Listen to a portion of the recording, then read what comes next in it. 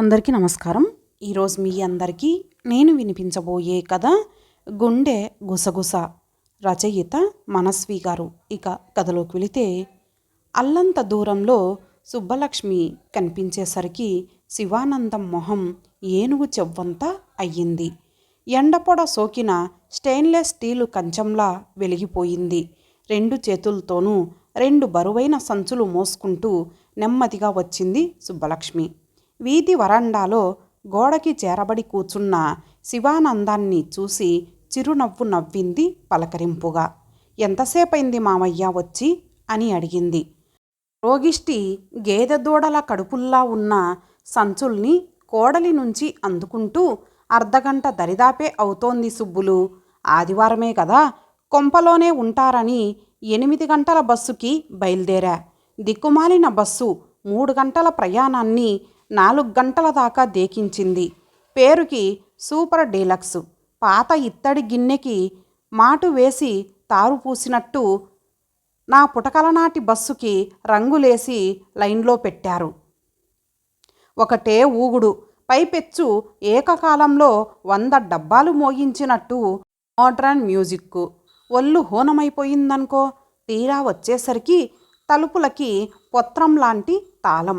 పై ప్రాణం పైనే పోయిందనుకో అని శివానందం తన ఫీలింగ్స్ని కొంచెం విపులంగానే వర్ణించాడు. సుబ్బలక్ష్మి తాళం తీసింది. ఇద్దరూ లోనికి నడిచారు. శివానందం అక్కడే ఉన్న పడక్కుర్చీలో వాలాడు, సంచుల్ని కోడలికి అందించి. ఇంట్లో కూరల్లేవు, సామాన్లు నిండుకున్నాయి. చెప్పి చెప్పి నా నోరు పడిపోయింది, కానీ ఆయనగారు పట్టించుకోలేదు. రండి, ఈలోగా కాఫీ తెస్తాను అంది సుబ్బలక్ష్మి వంటింటి వైపు కదులుతూ. అదంతా సరేనమ్మా, మా ఘటం ఏది అడిగాడు శివానందం. ఆయనేదో రచయితల సమావేశం అంటూ 9 అవ్వకుండానే గుమ్మం దాటారు మామయ్య. ఏమిటది, రచయితల సమావేశమా? దాంతో వీడికేం పని? వీడు రచయిత ఎప్పుడయ్యాడు? నాకు తెలిసినంతవరకు తట్టల కొద్దీ కాగితాలు నలుపు చేయడం, ఉండలు చుట్టి కొంపనిండా పోగులు పోయడం జరిగిందంతే. ఒక్క కథ కూడా అచ్చై చావలా. తగుదునమ్మా అని ఎందుకు అక్కడికి సిగ్గులేక? సుబ్బలక్ష్మి సమాధానంగా చిరునవ్వు నవ్వింది. లోపలికి వెళ్ళింది. ఫ్లాస్కులో ఉన్న కాఫీని కప్పులో పోసి తెచ్చి మామగారికి అందించింది. ఈ మధ్య రాస్తున్నారు మామయ్య అంది. ఏమిటి, రామకోట అడిగాడు శివానందం. ఏడుపుగొట్టు కథలు అంటే విషాద కథలు. ఎవరి ఏడుపు గురించి రాస్తున్నాడో వచ్చాక ఆయన్నే అడగండి. వాడో బెల్లం కొట్టిన రాయి, దేనికి జవాబు చెప్పడు. గట్టిగా నిలేస్తే పైకప్పు కేసి గుడ్లు మిటకరించి చూస్తాడు. సుబ్బలక్ష్మి గట్టిగా నవ్వింది. చిన్నతనం నుండి అది ఆయన అలవాటని నాకేం తెలుసు మామయ్య. సరే కానివ్వండి, వారం రోజుల నాడు అత్తయ్య పేర ఓ ఇంగ్లాండ్ కవరు రాశాను, అందలేదా అడిగింది. ఎందుకందదు, 3వ నాడే అందింది. రమ్మని రాశావు మీ అత్తయ్యని, నన్ను.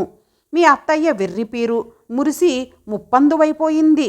కనీసం 30 మంది ముత్తైదవులకైనా చెప్పి వాళ్ళ బుర్రలు వాయగొట్టేసింది. ఆ తాగుబోతు వెధవకి బుద్ధుండద్దు.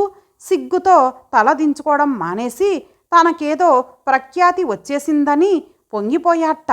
మీదు మిక్కిలి 100 పేపర్లు కొని కనపడ్డ వాళ్ళందరికీ పంచిపెట్టి నా కీర్తి ప్రతిష్టలకి ఆనందించండోయ్ అన్నాడట. అలా ఉంది మీ అత్తయ్య వరస అన్నాడు శివానందం పడి నవ్వుతూ. నేను రమ్మని రాయటం యాక్సిడెంటల్ కాదు మామయ్య అంది సుబ్బలక్ష్మి. నాకు తెలుసమ్మా, నేనన్నది అది కాదు. కొడుకు సన్నాసి రాయలేదన్న బాధ లేదు దానికి. నువ్వు ఆ మాట రాసినందుకు మహా సంతోషపడిపోయిందంటున్నా. ఓ మాట చెప్పు తల్లి, మీ అత్తతో మాట్లాడాల్సిన రహస్యం ఏమిటమ్మా? Purely personal. గొప్ప చిక్కే తెచ్చిపెట్టావే. అదేదో తెలుసుకుందామని నేను బయలుదేరాను. ఆ బుల్డోజర్ని కూర్చోబెడితే ఆ బస్సు ఎక్కడ కర్ణరథంలా భూమిలోకి కుంగిపోతుందోనని భయపడ్డాను సుమి. మీరు మరీను మామయ్య, అత్తయ్య అంత భారీ మనిషి కాదని మీకు మాత్రం తెలియదేమిటి? శివానందం సన్నగా నవ్వి, అక్కడికి చెవిన ఇల్లు కట్టుకొని చెప్పానమ్మా. మామయ్యకి కుదరకపోతే మీరైనా తప్పక రండి అని సుబ్బులు మరీ రాసిందే. బస్సెక్కిస్తాను, ఓ మారు వెళ్ళిరావే అన్నాను. వింటేనా? దొంగ బాధ కన్నా లింగ బాధ ఎక్కువని బస్సు కుదుపులన్నా భరిస్తాను కానీ వాంతుల బాధ నేను భరించలేనని భీష్మించుకొని కూర్చుంది. పైగా విషయమేమిటో కనుక్కొని రమ్మని నన్ను తరిమింది. పోనీ ఓ పని చేయి, దానితో ఏం చెప్పదలుచుకున్నావో ఓ కాగితం మీద రాసి కవర్లో పెట్టి అంటించివ్వు, భద్రంగా చేరవేస్తా, సరేనా అన్నాడు. సుబ్బలక్ష్మి తనలో తనే నవ్వుకుంటూ శివానందం ఖాళీ చేసిన కప్పు తీసుకొని వంటింట్లోకి వెళ్ళింది. గొల్లున నవ్వాడు చలపతి. భార్యలు భర్తలను ప్రేమించవలను చేతిలో ఉన్న వీక్లీలోకి చూస్తూ గట్టిగా పైకి చదివాడు. టైటిల్ గొప్ప నోబెల్గా ఉందిరా చలపాయ్. మన రామ్మూర్తిగాడి మొదటి కథ బాగానే అమ్ముడయ్యే, వీక్లీలో అచ్చవడం మరీ గొప్ప, ఏమంటావు అడిగాడు జగన్నాథం. చలపతి ఓ సిగరెట్టు ముట్టించాడు. గట్టిగా 2 దమ్ముల్లాగి గాలిలోకి వదిలాడు. అనేసిందేదో అనేసి మళ్ళీ నన్నడగడం దేనికిరా వెర్రి నా జగ్గు? నీకంతా నచ్చింది కనుక చిన్న సైజు పార్టీ అరేంజ్ చేసి 2 పెగ్గులు కొట్టించరా? అసలే ఈ నెలంతా బొత్తిగా పొడిపొడిగా ఉంది అన్నాడు. నేనా? కాండూరి లక్ష్మీపతిగాన్ని నేను కొట్టించడమేంటి? కథ రాసింది వాడు, అచ్చయింది వాడి పేరు మీద. రేపో మాపో రెమ్యూనరేషన్ కింద 100 150 వస్తే పుచ్చుకునేది వాడు. మొదటి కథ మజాకానా? నీ సంగతి నాకు తెలీదు, నేను మాత్రం వాణ్ణి వదలను అన్నాడు జగన్నాథం.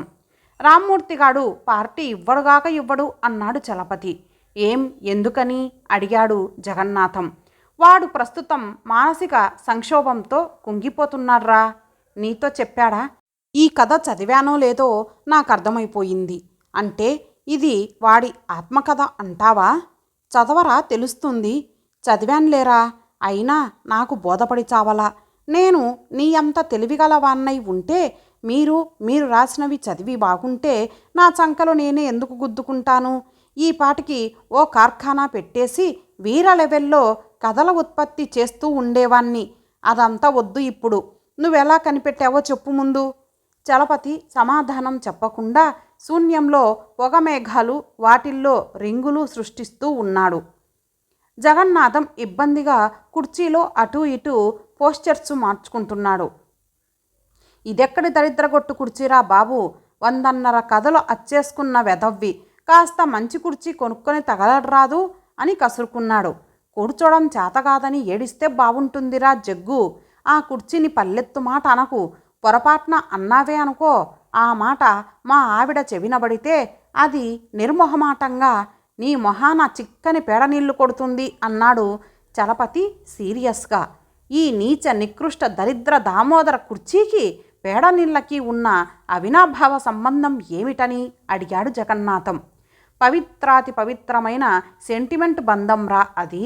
నీలాంటి అర్భకుడికి ఎలా అర్థమవుతుంది? ఆ కుర్చీకి ఒక మహత్తర చరిత్ర ఉంది. తన ఏకైక పుత్రికపై గల అపారమైన ప్రేమ చిహ్నంగా మా మామగారు మా వివాహ శుభ సందర్భాన ఇచ్చి మాట నిలబెట్టుకొనుటకై పంపిన గృహోపకరణములలో ఇది ఒకటి. పూర్తిగా ఇండిజినస్, అంతే. వాళ్ళ ఊర్లో బహుకాలంగా స్థిరపడ్డ ప్రఖ్యాత పనివాడి సృష్టి. అక్కడే దొరికిన బంగారు చెక్కతో చేసిన కుర్చీ. నిజం చెప్పాలంటే మా ఆవిడ నాకంటే ఎక్కువ ప్రేమించే కుర్చీ. అంతా బాగానే ఉంది కానీ చెక్కలో బంగారు చెక్క, వెండి చెక్క, ఇత్తడి చెక్క, ఇనుప చెక్క, ఈ లోహ విశేషణాలేమిటో అర్థం కాలా. సందర్భాన్ని బట్టి విలువలు మారతాయిరా. ఉదాహరణకి నీకేదో పీక తెగిపోయే అవసరం వచ్చింది, మరేం కాదురా, నీ గర్ల్ ఫ్రెండ్ సినిమాకి తీసుకెళ్ళమంది. నెలాఖరు, జేబులో 30 ఉన్నాయి. దర్జాగా వెళ్ళారు. వెళ్ళేసరికి బుకింగ్ క్లోజ్డ్. బ్లాక్లో బ్లాక్ టికెట్స్ ఖరీదు 18. ఉన్నవి 2 టికెట్లు. 16కి ఇస్తానంటాడు. 32కి నీ దగ్గర 2 లెస్సు. పోతే పోనీ తీసుకో జగ్గు అంటుంది గర్ల్ ఫ్రెండ్ మధురంగా. ఆఫ్టర్ ఆల్ 2 రూపాయలు, కానీ నీ దగ్గర లేవు. అప్పుడు ఆ 2 రూపాయల విలువ ఎంతుంటుందిరా? నీ ప్రేమంతా, నీ ప్రిస్టేజ్, డిగ్నిటీ, ఎవ్రీథింగ్ అంతా ఒప్పుకుంటావా? జగన్నాథం తన బుర్ర పట్టుకొని కూర్చున్నాడు. అన్నట్టు ప్రేమ అంటే గుర్తొచ్చింది. మన రామ్మూర్తి తన పెళ్ళాన్ని గాఢాతి గాఢంగా ప్రేమించాడట అన్నాడు చలపతి. మూతి పగిలిపోతుందిరా చలపాయ్, ఇందాకటి నుంచి చూస్తున్నాను. నోటికొచ్చినట్టు వాగుతున్నావు. అడ్డమైన పువ్వులు పెట్టించుకోవడానికి రామ్మూర్తిగాడు తన పెళ్ళాన్ని ప్రేమించడం ప్రపంచ వింతలా చెబుతావేంటి? అసలు రామ్మూర్తిగాడే కాదు, ఈ ఆంధ్రావనిలో కాదు, యావత్ భారతావనిలో భర్త అనేవాడు భార్యని ప్రేమించకుండా ఉండడు. భర్తలందరికీ భార్యల్ని ప్రేమించే హక్కు, అధికారం ఉన్నాయి. ఆ మాటకొస్తే ఆ హక్కులు, అధికారాలు భర్తలకు సంక్రమించిన తరతరాల వారసత్వ సంపదలు. వాదనకి దిగాడు జగన్నాథం. అది నిజమే అనుకో, కానీ ఇక్కడ ఓ చిన్న చిక్కొచ్చి పడుతోందే. వెనకటికెవరో మానసిక శాస్త్రజ్ఞుడు అన్నాడట, భర్త అనేవాడు తన భార్య గురించి పిల్లల్ని ప్రేమిస్తాడు, భార్య తన పిల్లల కోసం భర్తని ప్రేమిస్తుంది అని చెప్పాడు చలపతి. ప్రస్తుతం మన రామ్మూర్తికి పిల్లాపీచు లేరు కనుక వాడి పెళ్ళాం పరస్పరం ప్రగాఢాతి ప్రగాఢంగా ప్రేమించుకుంటూ ఉండాలే. నిజమే, కానీ మనవాడు మాత్రం సుబ్బలక్ష్మిని మహా ఇదిగా ప్రేమిస్తున్నాడు. పిల్లలు లేరు గనుక సుబ్బలక్ష్మి వీణ్ణి ప్రేమించడం లేదంటావా అని నేను అనట్లేదు. రామ్మూర్తే స్వయంగా చెప్పాడు. ఆమె హృదయ పీఠంలో తన స్థానం అంత పటిష్టంగా లేదేమోనని వాడి శంక. ఇదెక్కడి మూల శంకరా తండ్రి, కారణం అడిగావా? కాలం కలసిరాలా. అదేం పోయే కాలం? అడగకుండానే తెలుసుకుందామని the case is under serious investigation పైకప్పు కేసి చూస్తున్నాడు చలపతి. జగన్నాథం మళ్ళీ బుర్ర 2 చేతులతో పట్టుకొని కూర్చున్నాడు. మధ్యాహ్నం 1 గంట దాటింది. సుపుత్రుడి కోసం చూసి చూసి శివానందానికి విసుగొచ్చేసింది. ఆకలికి కడుపులో పేగులు లుంగలు చుట్టుకుపోతున్నాయి. గుమ్మంలోనే నిల్చొని వీధి వైపు రెప్పవాల్చకుండా చూస్తున్న సుబ్బలక్ష్మిని పరిశీలిస్తున్నాడు. చాలాసేపటికి సుబ్బలక్ష్మి గుమ్మం వదిలి, రండి మామయ్య, మీకు వడ్డించేస్తాను, వీధిలో కాలు పెడితే మీ అబ్బాయికి ఇల్లు ఇల్లాలు గుర్తుండరు అంటూ వంటింట్లోకి వెళ్ళింది. వడ్డించి పిలిచింది. శివానందం వెళ్ళి కూర్చున్నాడు. నువ్వు వడ్డించుకోకపోయావా సుబ్బులు అన్నాడు. సుబ్బలక్ష్మి భారంగా నిట్టూర్చి, నాకు ఆకలి లేదు మామయ్య, ఆయన వచ్చాక ఇద్దరం కలిసే కూర్చుంటాం. వారానికో ఆదివారం కనీసం ఇవ్వాలైనా ఇద్దరం కలిసి అంటూ చప్పున నాలిక కరచుకుంది. అంటే 2 వీధుల అవతలున్న ఆఫీస్ నుంచి మధ్యాహ్నం లంచ్ అవర్లో కూడా భోజనానికి రావడం లేదా వీడు? ఏమిటి వీడికున్న రాచకార్యాలు? ఇప్పుడంటే రిటైర్ అయిపోయా కానీ 33 ఏండ్లు నేను వెలగబెట్టాను ఉద్యోగం. లంచ్ అవర్లో 2.5 కిలోమీటర్లు డొక్కు సైకిల్ తొక్కుకుంటూ వెళ్ళి మీ అత్తమొహం చూస్తూ కూర్చుంటే కానీ ముద్ద దిగేది కాదు అన్నాడు శివానందం. ఆఫీస్ పని ఎక్కువగా ఉందట మామయ్య, మధ్యాహ్నం రావడానికి కుదరదని ఉదయమే తినేసి వెళ్తున్నారు 6 నెలల నుంచి అంది సుబ్బలక్ష్మి. ఆమె మొహం చూస్తుంటే మళ్ళీ ప్రశ్న వేయాలనిపించలేదు శివానందానికి. బంగాళదుంపల కూర అద్భుతంగా చేశావమ్మా, ఈసారి మీ అత్తొచ్చినప్పుడు కాస్త దానికి కూడా నేర్పు తల్లి, బతికిపోతాను. ఎప్పుడు చేసినా బండెడు పచ్చిమిర్చి నూరి పడేస్తుంది, నాలిక ఊడిపడేటంత కారం, చిత్రహింస అనుభవిస్తున్నాననుకో అన్నాడు శివానందం మాట మార్చేస్తూ. అత్తయ్య అడిగిందేదో కొనిపెట్టి ఉండరు, అందుకే మీ మీద కోపం వచ్చి ఉంటుంది అంది సుబ్బలక్ష్మి నవ్వి. దాని మొహం దానికి కోపం ఏమిటమ్మా? నన్ను మా బాస్ అప్పుడప్పుడు చిత్రిక పెడుతుంటాడని నా ఫ్రెండు మాట వరుసకి అంటేనే భరించలేక ఏడుస్తూ కూర్చునేది. ఏమిటో నేనంటే దానికంత వల్లమాలిన ప్రేమ అన్నాడు శివానందం పాత జ్ఞాపకాలు నెమరు వేసుకుంటూ. అత్తయ్య ఆ మాట మీతో ఎప్పుడన్నా అన్నారా మామయ్య అడిగింది సుబ్బలక్ష్మి ఆత్రంగా. ఏ మాట అమ్మా అడిగాడు శివానందం అర్థం కాక. అదే మామయ్య, మీరంటే వల్లమాలిన ప్రేమని అని చటుక్కున అడిగి సిగ్గుతో తల పక్కకు తిప్పుకుంది సుబ్బలక్ష్మి. శివానందం పగలబడి నవ్వాడు. నవ్వి మెతుకులు గొంతు కడ్డంబడి ఉక్కిరి బిక్కిరయ్యాడు. కాసిన నీళ్లు తాగి తేరుకొని, ఇది సినిమా కాదు తల్లి అలా బరి తెగించేసి వాక్కోవడానికి, మనం మామూలు మనుషులం, గుండెల్లో దాచుకోవాల్సిన భావాన్ని అక్కడే భద్రంగా దాచుకుంటాం. అందున ఆడది మరీను. సిగ్గు తెరలు తీసేయకపోవడం ఆడదానికి అందమమ్మ. నోటికి హద్దుండకపోవచ్చు, కానీ మనసు అలా కాదు, మూగది. స్పందించడం తెలుసు కానీ చెప్పడం దానివల్ల కాదు. ముఖ్యంగా స్త్రీల విషయంలో ఇది పచ్చి నిజం అన్నాడు శివానందం. ఈ నిజం మీ అబ్బాయికి తెలియకపోవడమేమిటి మామయ్య అడిగింది సుబ్బలక్ష్మి. ఉలిక్కి పడ్డాడు శివానందం. ఆయన గారి బుర్ర కంప్యూటర్ కన్నా వేగంగా ఆలోచిస్తోంది. అవును, ఇక్కడేదో చిన్న సైజు తుఫాను మొదలైంది. ప్రారంభ దశలోనే ఉన్నది. ఇంకా మొదట్నుంచి కలల్లో పడి గిలగిలా కొట్టుకోవడం అలవాటైన తన కొడుకు సన్నాసి వాస్తవంలోకి రాలేక సుబ్బుల్ని బాధపెడుతూ తను విలవిల్లాడుతూ ఉండి ఉంటాడు. సరైన ప్రికాషనరీ మెజర్స్ తీసుకోకపోతే పెను తుఫాన్ అయిపోయి వీళ్ళిద్దరినీ చెరోవైపుకి గిరాటు కొట్టే ప్రమాదం పొంచి చూస్తోంది అనుకున్నాడు. మార్గాన్వేషణ మొదలుపెట్టాడు శివానందం. 2:30కి బట్టలేసుకొని బయలుదేరాడు వీధిలోకి. ఎండ మామయ్య అంది సుబ్బలక్ష్మి తిండి తిప్పలు మానేసి మొగుడి కోసం నిరీక్షించడంలో. ఆమె ఎండిపోయిన తోటకూర కాడలా వాడిపోయింది. శివానందానికి జాలేసింది. సుబ్బులు, నా మాట విని కాస్త ఎంగిలిపడమ్మా. ఆ వెధవ ఏదో హోటల్లో ఫ్రెండుగాళ్లతో కలిసి పీకల దాకా మెక్కేసుంటాడు. నానాగడ్డి కతికిన వాడికి పెళ్ళాం ఆకలేం తెలుస్తుంది? ఈ పాతివ్రత్యానికి ఫుల్స్టాప్ పెట్టి భోంచేసేయి తల్లి అన్నాడు. ఆకలి చచ్చిపోయిందిలేండి మామయ్య అంది సుబ్బలక్ష్మి. శివానందం నిట్టూరుస్తూ గుమ్మం దిగాడు.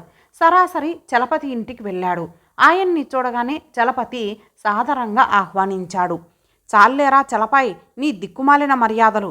రోము తగలడుతుంటే నీరో చక్రవర్తిగాడు పిడేలు వాయించుకుంటూ కూర్చున్నాడట అన్నాడు శివానందం కోపంగా. చలపతి నవ్వి, పిన్ని ఇవాళ గొడ్డుకారం వేసినట్టుంది బాబాయ్, మంచి హీట్లో ఉన్నావు. ఇంతకీ నువ్వెప్పుడొచ్చావు అని ప్రశ్నించాడు. ఎప్పుడేడిస్తే ఏం గాని ముందు ఈ సంగతి చెప్పు. మావాడు ఏడి? పొద్దుట 9ంటికి వెళ్ళి ఇప్పటిదాకా రాలేదు. పాపం మా కోడలేమో వాడి కోసం తిండి మానేసి కూర్చుంది. ఏమిట్రా వాడిని ఇలా తయారు చేశావు అన్నాడు శివానందం. నేను తయారు చేయడం ఏమిటి బాబాయ్? నా మీద కసి ఉంటే ఆ గొడుగు కట్టుకొని 2 పోట్లు పొడువు, అంతేగాని నా గుండెని తూట్లు చెయ్యకు. చూడు బాబాయ్, men create situations, some situations make men అన్నారెవరో. ఇదంతా రామ్మూర్తి స్వయంకృతం. ఎవడేం చేస్తాడు? వాడేమన్నా గోధుమ పిండి ముద్ద? ఇష్టం వచ్చిన షేపుల్లో చపాతీలొత్తడానికి చదువుకున్నాడు, బుర్ర ఉన్నవాడు, ఉద్యోగం చేస్తున్నాడు, కోరి చేసుకున్న భార్య గల భాగ్యశాలి అన్నాడు చలపతి. మరేమిటి వీడి వికారాలు అడిగాడు శివానందం మిక్కిలి అయోమయంగా. వికారమో నిరాకారమో అదలా ఉంచు. వాణ్ణి లూఫ్ లైన్లోంచి మెయిన్ లైన్లో పెట్టడం ఎలాగో ఆలోచించాలి. అదుగో మా ఆవిడ పక్కింటి పెత్తనాలు ముగించుకొని సొంతింటి పెత్తనానికి తరలి వస్తోంది. కాసిని టీ నీళ్లు పోసుకొని ఆనక ఇద్దరం జుట్టు పిక్కుందాం బాబాయ్ అన్నాడు చలపతి. పిక్కుందామన్నా నాకెక్కడుందిరా, ఏనాడో బుర్ర గుండ్రాయిలా తయారైపోయింది అని నవ్వాడు శివానందం. చలపతి శృతి కలిపాడు. పక్కింటి ఆదిలక్ష్మమ్మ గారు అందించిన ఇంటి తాళాలు అందుకొని సుబ్బలక్ష్మి ఎక్కడికి వెళ్ళింది పెద్దమ్మగారు అని ప్రశ్నించాడు రామ్మూర్తి. తెలీదు నాయనా, నువ్వు వస్తే తాళం చెవులిమ్మంది. చేతిలో సూట్ కేసు ఉంది. మరి పుట్టింటికేమన్నా వెళ్ళిందేమో. మీ పరిస్థితి చూస్తుంటే వింతగా ఉందిరా తండ్రి. నువ్వెక్కడికి వెళ్తున్నావో దానికి చెప్పవు, అది ఎక్కడికి వెళ్తుందో నీకు చెప్పదు. బాగుంది, చాలా బాగుందిరా అబ్బి అన్నదావిడ. రామ్మూర్తి ఇంట్లోకి వెళ్ళాడు. నట్టింట్లో కొట్టొచ్చినట్టు కనిపిస్తూ ఓ కవరు పడుంది. స్కెచ్ పెన్నుతో రాసిన పెద్ద పెద్ద అక్షరాలు ఆకుపచ్చ రంగులో మెరుస్తున్నాయి.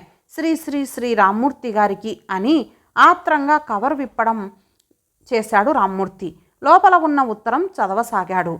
శ్రీవారి కఠినాతి కఠినమైన ఇనుప పాద పద్మములకు 100 వందనాలతో మీ చరణదాసి రాసుకొను సంక్షిప్త విన్నపములు అవతరింపగోరుచున్నాను. మిమ్ములను మనస వాచ కర్మన మహాగాఢముగా ప్రేమించి మీరే నా సర్వస్వమని నమ్మి మీతో జీవితమును పంచుకొంటిని. సంతోష సముద్రమున ఓలలాడగలనని విశ్వసించి బతుకుచుంటిని. మీరు నన్ను, నా మనసును అండర్స్టాండ్ చేసుకొనలేక ప్రతి క్షణము నన్ను నువ్వు నిజంగా ప్రేమించావా లేదా, ప్రేమిస్తున్నావా లేదా అని అనుమానంతో అడుగుచూ ప్రేమించాను అని రామకోటి రాసినట్లును రామనామము జపించినట్లును చెప్పింపవలనని తలంపుతో నిత్యము ప్రయత్నములు సాగించుచున్నారు. ఈ లోకమున ఏ భార్యలైనను మొగుడుగారు కనిపించిన ప్రతిసారి పిచ్చెక్కిన వారి వలె నేను మిమ్ములను ప్రేమించుచున్నాను ప్రాణేశ్వరా అని అందురా. ఒక్కరిని చూపింపుడు వెండి తెరపై మాత్రమే అట్టి డైలాగులు వినిపించును. నిజ జీవితమున అట్లు చెప్పుట సిగ్గుమాలిన తనమని మా బామ్మ గతములో చెప్పియున్నది. మనసులో ప్రేమ ఉన్నప్పుడు దానిని మాటలతో చెప్పుకొనుటయ్యేలా? ఒకవేళ నేను మీ బాధ పడలేక చెప్పితినే అనుకొనుడు, మీకు నమ్మకము పుట్టునని నమ్మకమేమి? ఫ్యాక్ట్ చెప్పవలెనన్నా మీరొట్టి నిత్యశంకితులు. మీతో నా కాపురము బహు కష్టము. కావుననే నేను ఇటువంటి నిర్ణయమునకు వచ్చి తిని. ముందుగా నా మెట్టినింటి కేగి అత్తమామలకు నమస్కరించి తదనంతరము పుట్టింటి కేగెదను. వారు నన్ను ఆదరింపక గెంటివేసినచో విశాఖపట్నంలోని బంగాళాఖాతమున మునిగిపోయి బతుకు ముగించుకొందును. తర్వాత అందులో ఒక కెరటముగా మారి మీరెప్పుడైనను బీచ్కు ఒత్తురేమోనని నిరీక్షించి మీరొచ్చినప్పుడు మీ కఠిన పాదములను తాకి మురికిని వదలగొట్టెదను. ఈ పాటి సేవ చేయుటకైనను మీరు అనుమతింపగలరని ఆశించుచు సెలవు తీసుకొను మీ పాదదాసి సుబ్బలక్ష్మి. రామ్మూర్తి హృదయం కదిలిపోయింది. అక్షర రూపంలో కనిపించిన సుబ్బలక్ష్మి ప్రేమైక హృదయం అతన్ని సంతోషంలో ముంచి తేల్చింది. అయినా ఉత్తరం మామూలుగా రాయకుండా ఆ భారత రామాయణాల భాష ఏమిటి మరీ ఘోరంగా అనిపించింది. తననింత గాఢంగా ప్రేమించిన భార్యను ఇన్నాళ్ళు చిత్రహింస పెట్టినందుకు తనకి తానే బూతులు తిట్టుకున్నాడు. వెంటనే వెళ్ళి సుబ్బలక్ష్మిని రక్షించుకోవాలి. బంగాళాఖాతంలో పడకుండా ఎలాగైనా దక్కించుకోవాలి. తాను అసలు హైదరాబాద్ వెళ్లకుండా ఉండాల్సింది. ఇంత ఘోరం జరక్కపోను అనుకున్నాడు. వెళ్ళకపోతే తన ప్రేమని ఇంత ఘాటు భాషలో ఉత్తరం ద్వారా తెలియజేసే అవకాశం సుబ్బలక్ష్మికి రాదు అనుకున్నాడు. అంతలోనే బంగాళాఖాతం సుబ్బలక్ష్మి అంటూ లోపల నుంచి అంతరాత్మ గద్దించడం మొదలుపెట్టేసరికి రామ్మూర్తి వణికే చేతులతో కొంపకి తాళం పెట్టి బయటపడ్డాడు. తాళం చెవులు ఆదిలక్ష్మమ్మ గారికిచ్చి మా సుబ్బుల్ని తీసుకురావడానికి వెళ్తున్నాను పెద్దమ్మ అని చెప్పి రోడ్డు మీదికొచ్చి ఆటో ఎక్కాడు బస్టాండ్ చేరాలని. సుబ్బలక్ష్మి అంతకు ముందు రోజే మెట్టినిల్లు వదిలి పుట్టింటికి వెళ్ళినట్లు చెప్పాడు శివానందం. హాయిగా ఉండరా సన్నాసి అని బంగారం లాంటి పిల్లని కట్టబెట్టాను. నీ వికారాలతో దరిద్రగొట్టు ఆలోచనలతో దాని మనస్సు విరిచేశావు. కర్రలు విరిగిపోతే పెవికాలో మరో కాలో పెట్టి అంటించవచ్చు. మనసు విరిగితే అతికించడానికి కాళ్ళు లేవు చేతులు లేవు. అయినా నా బుద్ధి తక్కువ కాకపోతే సుఖపడే యోగం లేని నీకు పెళ్లి చేయడమేమిట్రా నేను? అది ఏదైనా అఘాయిత్యం చేసుకుంటే ఆ పాపం నీకన్నా నేనే ఎక్కువ మూటగట్టుకోవాలరా నిన్ను కన్నందుకు అని వాయించేశాడు కొడుకుని. చచ్చిన పాముని చంపుతావేమిటి నాన్న అన్నాడు రామ్మూర్తి ఏడుపు మొహంతో. వెంటనే మల్లాయపాలెం వెళ్ళరా రావుడు, వెళ్ళి సుబ్బలక్ష్మిని దక్కించుకోరా. దాని మాటలు వింటే అది ఏదో ఘోరం చేసుకోవడానికి సిద్ధపడ్డట్టే తోచింది నాకు అన్నది తాయారమ్మ కొడుకుతో. 2 గుక్కలు కాఫీ గొంతులో పోసుకొని రామ్మూర్తి బయలుదేరాడు. ముందు రైలు, ఆ తర్వాత బస్సు, ఆ పిదప రిక్షా, అది దిగాక లాంచీలో అంచెలంచెలుగా ప్రయాణం సాగించి మల్లాయపాలెం చేరుకునేసరికి అత్తగారు మామగారు దిగాలుగా వాకిట్లో కూర్చొని దిక్కులు చూస్తున్నారు. మసక చీకట్లు కమ్ముకుంటున్నాయి. అతన్ని చూడగానే వాళ్ళిద్దరూ కళ్ళ నీళ్లు పెట్టుకున్నారు. ఎక్కడ్నుంచో వచ్చిన మరదళ్ళిద్దరూ గొల్లుమన్నారు. రామ్మూర్తికి పై ప్రాణాలు పైనే పోయినట్లయింది. సుబ్బు లేది మామయ్య అని అడిగాడు బొంగురు గొంతుతో. ఎందుకు అడుగుతున్నావు నాయనా? నిన్న సాయంత్రం వచ్చిన దగ్గర నుండి ఒకటే ఏడుపు. నిద్రాహారాలు మానేసింది. కంటికి మంటికి ఏకధారగా కన్నీళ్ళు. మేము అది ఏం పాపం చేసుకున్నామని బాబు మాకీ శిక్ష? చీకటిలో లేచి వెళ్ళిపోతానంటే మేమే బలవంతాన ఆపాం. నాకింకా బంగాళాఖాతమే దిక్కు అంటూ రాత్రంతా ఒకటే కలవరింతలు అంది అత్తగారు. పొద్దుట మేమంతా ముందు గదిలో ఉండగా చూసి బాత్రూంలోకి వెళ్ళి కిరసనాయిలు ఒంటి నిండా పోసుకొని డబ్బా ఖాళీ చేసింది. నీ మరదళ్ళు అగ్గిపెట్టి అందనివ్వలేదు కనుక సరిపోయింది. లేకపోతే ఈ పాటికి సుబ్బలక్ష్మి అంటూ ఆగిపోయాడు అర్థవంతంగా. సుబ్బులెక్కడుందర్రా అడిగాడు రామ్మూర్తి మరదళ్ళ వైపు చూస్తూ. గదిలో ఉంది అన్నారిద్దరూ ముక్తకంఠంతో.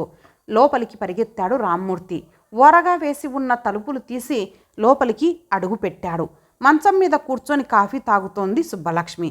తెల్లటి వాయిల్ చీర, తలనిండా మల్లెపూలు, కమ్మని సెంటు పరిమళం రామ్మూర్తిని నిర్ఘాంతపరిచాయి. క్షణంలో తేరుకున్నాడు. భర్తని చూసి ఖాళీ కప్పు కింద పెట్టి లేచింది సుబ్బలక్ష్మి. రామ్మూర్తి వెళ్ళి ఆమెను బలంగా కౌగిలించుకున్నాడు. సుబ్బులు, ఏమిటిదంతా అడిగాడు ఆమె చెవిలో. ఊహల్లో విహరించే మొగుణ్ణి కిందికి దించి మామూలు మొగుణ్ణి చేసుకోవడానికి ఇచ్చిన చిన్న షాక్ ట్రీట్మెంట్. మీకు నా మీద ఉన్న ప్రేమెంతో తెలుసుకున్నాను. ఇప్పుడు చెప్పమంటారా నేను మిమ్మల్ని ప్రేమిస్తున్నానో లేదో అన్నది సుబ్బలక్ష్మి అతని కౌగిట్లో కరిగిపోతూ. వద్దు, నీ గుండె గుసగుసలు చెప్పేశాయి సుబ్బులు అన్నాడు రామ్మూర్తి ఆమెతో మంచం మీద వాలుతూ. బావగారు, అసుర సంధ్య వేళ రావణ కుంభకర్ణులు పుట్టుకొస్తారేమో జాగ్రత్త అంది పెద్ద మరదలు గుమ్మంలోంచి. బయటి నుంచి గొల్లున నవ్వులు వినిపించాయి. సుబ్బలక్ష్మి సిగ్గుతో రామ్మూర్తి గుండెల్లో మొహం దాచుకుంది. ఇంతటితో ఈ కథ సమాప్తం. మరలా మరొక మంచి కథతో కలుద్దాం. అంతవరకు సెలవు. నమస్తే.